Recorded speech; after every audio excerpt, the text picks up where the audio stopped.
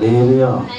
దేవుడు ఆయన ఉచితమైన కృప చేత మనల్ని ఎంతగానో కాచి మరి కాపాడి మరొక వారము ఈ రీతిగా ఆయన స్తుతించి ఆయన ఆరాధించే కృపను భాగ్యాన్ని దేవుడు మనకు అనుగ్రహించినాడు. అన్ని పని దేవుడికి మహిమ కలుగును గాక. హల్లెలూయా, హల్లెలూయా.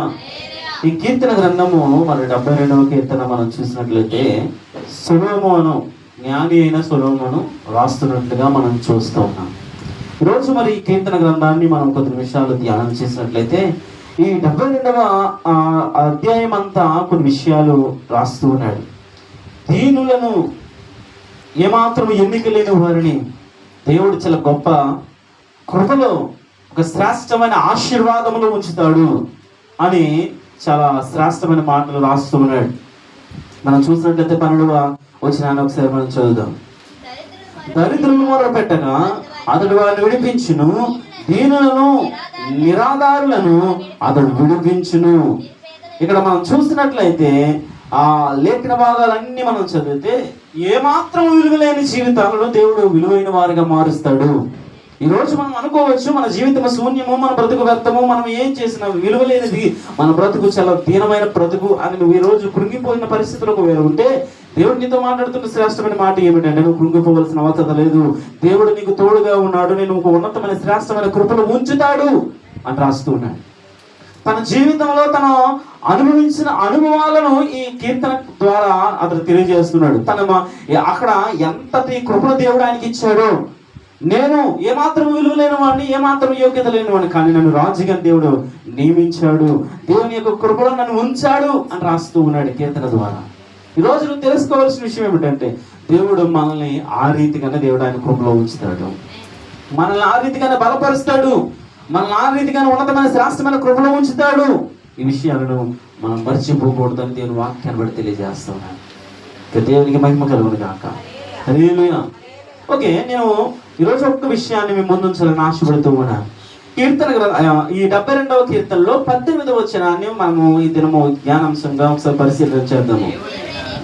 దేవుడైన యెహోవా, ఇశ్రాయేలు యొక్క దేవుడు స్తుతింపబడును గాక, ఆయన మాత్రమే ఆశ్చర్య కార్యములు చేయువాడు. దేవునికి స్తోత్రం కలుగును గాక. హల్లెలూయా.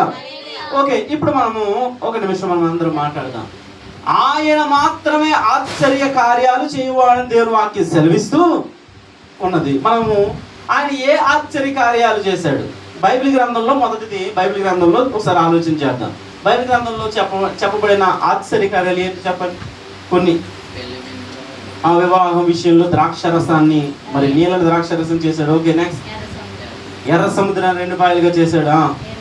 ఒక్కొక్కరు చెప్పాలి, మీకు తెలిసిన విషయాలు చెప్పాలి. ఒక్కొక్కరు ఒకటి చెప్పండి, భయం ఏం లేదు, చెప్పండి. మీకు బైబిల్ గ్రంథంలో ఉన్న అనుభవాలను బట్టి దేవుడు ఏ ఆశ్చర్య కార్యాలు, ఆశ్చర్య కార్యం అంటే ఏంటంటే ఇది జరగదు, ఇది అసలు అవకాశమే లేదు, జరిగే ప్రసక్తే లేదు, అలాంటి కార్యాలు అప్పుడు దేవుడు జరిగిస్తాడు.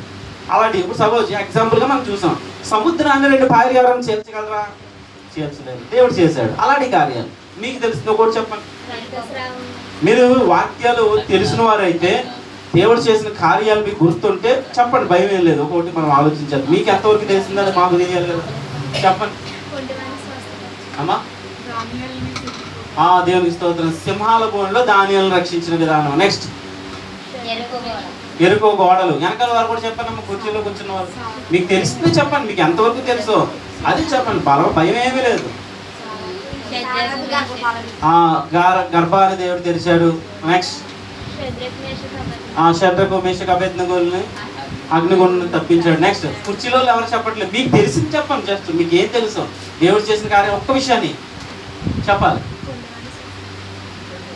అమ్మా. మొహటమే లేదు, చెప్పండి, పర్లేదు. మనకు తెలుసా తెలీదా? ఎరుకో గోడలు కూల్చాడు దేవుడు, తెలుసా మీకు? మరి చెప్పలేదు. ఎర్ర సముద్రాన్ని చీల్చాడా? తెలుసు కదా మీకు దేవుడి వాక్యం. ఇలాగా ఏముంది, ఇంకేం చేశాడు? 5 రొట్టెలు 2 చిన్న చేపలు. నెక్స్ట్ ఒకసారి మీరు ఎదవలాగండి, వెనకాల ముగ్గురు చెప్తారు, చెప్పండి మీకు తెలిసింది అని చెప్పండి, నాకు భయమే లేదు. మరి మీకు వాక్యం తెలుస్తుందా లేదా? మేము చెప్పింది మీకు చెప్పుకెళ్ళిపోతున్నామా? మీకు అర్థమవుతుందా? దేవుడు అక్కడ ఏ వాక్యం ఉంది? 18వ వచనంలో ఆయన మాత్రమే ఆశ్చర్య కార్యములు చేయవాడు. ఆయన ఏ ఆశ్చర్య కార్యాలు చేశాడు మీకు తెలిసింది ఒక్కొక్కటి. అన్న గర్భాన్ని తెరిచాడు, దేవుని స్తోత్రం. అన్నమణి గారు ఇప్పుడు మీరు చెప్పండి బైబిల్ గ్రంథంలో మీరు చేసిన దేవుడు చేసిన కార్యాలు ఒక్కొక్కటి మీకు తెలిసిందే, కొత్తదే కాదు. అమ్మ లక్ష్మి గారు మీరు మీకు చెప్తున్నారా?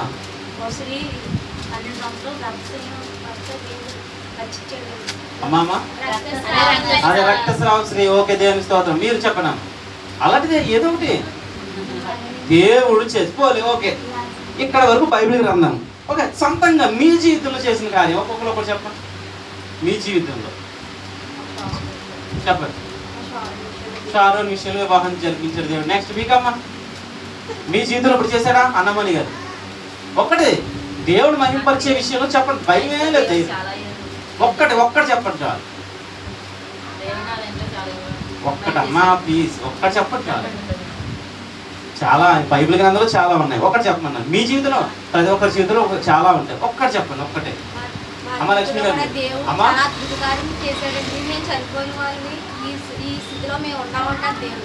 ఓకే, దేవునికి స్తోత్రం. మీకు ఇంకా నెక్స్ట్ అందరూ చెప్పండి. ఇప్పుడు మైగ్రేన్ నుంచి తలపోటీ విడుదల చేశాడు. మీకు అది ఒక్కటి చెప్పండి అమ్మా. ఒక్కటి ఏం చేశాడు? చిన్నది ఒక్కటి వివరించింది చాలు. ఇప్పుడు ఎర్ర సముద్రాన్ని 2 పాయలుగా చీల్చాడు, చాలా వివరంగా ఉంది. అలాగే దేవుడు నా గర్భఫలాన్ని, దేవుడు నా గర్భం రాదన్నాడు, గర్భాన్ని ఇచ్చాడు అని అలా చిన్నది ఒక్కొక్క కార్యాన్ని దేవుడు మీ జీవితంలో చేశాడు. అంటే మీకు గుర్తుందా దేవుడు మీ జీవితంలో కార్యాలు చేశాడా చేయలేదా? చేసిన వాళ్ళు ఒక్కొక్కటి చెప్తే చాలు. చేయలేదన్నారనుకో, చేయకపోతే ఒక దేవుని స్తోత్రం. దేవుని అడుగుదాం. దేవాలయం అమ్మా ఓకే, అలా అన్నయ్య గారు పైనుంచి మరి 2 అంతస్తుల పైనుంచి కింద పడిపోయాడు, దేవుడు కాచాడు. ఓకే, దేవుని స్తోత్రం. తన జీవితంలో మరి ఈ రోజు అలా అన్నీ ఏమైనా ఆ పిల్లకి చాలా బాధ, కాబట్టి ఆ పిల్ల కలిగి చెప్పింది. ఓకే, నెక్స్ట్ ఓకే, తన భర్తని మారు మనసు నుంచి దేవుని శ్రేష్టమైన కృపలో నడిపించాడు. ఓకే, నెక్స్ట్ అన్నమయ్య గారు మీరు ఒక్కటే దేవుడు బైబిల్లో దాన్ని చెప్పండి, మీ దాన్ని చెప్పండి. ఓకే, ఆమె చనిపోవాల్సిన పరిస్థితిలోంచి దేవుడు ఆమెని బ్రతికించాడు. ఓకే, దేవునికి స్తోత్రం. హల్లెలూయా. ఓకే, నేను ఒక్కసారి ప్రేమ్ కుమార్ 10th క్లాస్ మంచి రిజల్ట్స్తో పాస్ అయ్యాడు. అసలు ఫెయిల్ అయిపోయాడు, చదవలేదు, మంచి టైంలో దేవుడు పాస్ చేశాడు. అంతేనా? దేవుడు ఆయన కృపలో మంచిగా మార్కులతో పాస్ చేశాడు. ఓకే, అంటే నేను ఇప్పుడు ఎందుకు చెప్తున్నానంటే దేవుడు ఆశ్చర్య కార్యాలు చేసే దేవుడు. ఓకేనా? ఆశ్చర్య కార్యాలు చేసేది. ఆయన చేసిన ఆశ్చర్య కార్యాలు నీ జీవితంలో ఏమున్నాయి ఒకసారి నువ్వు పరిశీలన చేసుకోవాలి. మనము బైబిల్ గ్రంథంలో చూస్తే చెప్పబడినట్లుగా మొదటిది మరి శూన్యంలో సృష్టిని చేశాడు. ఈరోజు భూమి ఉందంటే భూమి మీద నువ్వు నేను ఉన్నామంటే అది దేవుడు చేసిన ఆశ్చర్య కార్యం. అలాగే ఎర్ర సముద్రం 2 పాయలుగా చీల్చాడు, ఎరుకో గోడలు కూల్చాడు, మన్నాను కలిపి ఇశ్రాయేలుకి దయచేశాడు. అదే రీతిగా సింహాల బోన్లోంచి దానియేలును కాపాడాడు, షడ్రకు మేషకు అబేద్నెగోలను కాపాడాడు. అదే రీతిగా ఇంకా ఇలాంటి మీరు చెప్పిన చాలా అద్భుత కార్యాలు దేవుడు మన జీవితంలో మన బైబిల్ గ్రంథంలో చేశాడు. అలాగే మీ జీవితంలో కూడా దేవుడు అలాంటి అద్భుత కార్యాలు చేశాడు. ఓకే, అందుకని ఇక్కడ చెప్పబడుతుంది దేవుడు ఆశ్చర్య కార్యాలు చేయువాడు అని చెప్పబడుతుంది.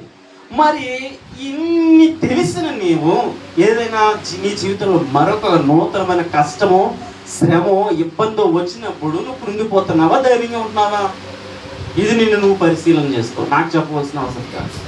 బైబిల్ గ్రంథంలో చదవడానికి, వినడానికి, చెప్పుకోవడానికి చాలా అద్భుత కార్యాలు దేవుడు చేశాడు. మరి నిజ జీవితంలో నీ జీవితంలో కూడా చాలా అద్భుత కార్యాలు, అనేక ఆశ్చర్య కార్యాలు దేవుడు చేశాడు. ఇక్కడ వరకు బాగానే ఉంది. మరి ఏదైనా కష్టము, బాధ, ఇబ్బంది నీ జీవితంలో కలిగినప్పుడు నీవు కృంగిపోతున్నావు అంటే దేవుడు అద్భుత కార్యాలు మర్చిపోయావా? లేదంటే దేవుడు చేయడా? ఈరోజు నువ్వు ఆలోచన చేయాలి. చాలా మంది జీవితాల్లో ఏదో ఒక శ్రమ వస్తుంది, ఏదో ఒక కష్టం వస్తుంది, చెప్పడానికి చెప్పుకోవడానికి కూడా కొన్ని సందర్భాల్లో చాలా బాధ అవుతూ ఉంటుంది. అలాంటి బాధకరమైన పరిస్థితులు నిన్ను వాటిల్లుతున్నప్పుడు నీవు జీవితంలో ఈ కార్యాలు మర్చిపోకూడదు. ఒకసారి నువ్వు ఆలోచన చేయాలి. శూన్యంలో సృష్టిని కలుగు చేయడం చిన్న విషయమా? సముద్రాన్ని 2 పాయలుగా చీల్చి ఆరిన నేలను దయచేయడం అది చిన్న విషయమా? కొన్ని సంవత్సరాల నుంచి రక్తస్రావంతో బాధపడుతున్న స్త్రీ స్వస్థపరచబడము అది చిన్న విషయమా? ద్రాక్షారసం అయిపోయి పెండి బింది గల యజమానుడికి అవమానము అవహేళన వచ్చే పరిస్థితుల్లో దేవుడు నీళ్లను ద్రాక్షారసంగా చేసి ఆ నిందను తొలగించడం చిన్న విషయమా? ఇలాంటి అద్భుత కార్యాలు ఎన్నో బైబిల్ గ్రంథంలో చేశాడు. అక్కడ వరకు బైబిల్ గ్రంథం అయ్యా మా జీవితంలో కాదు అని చెప్పుకోవచ్చు.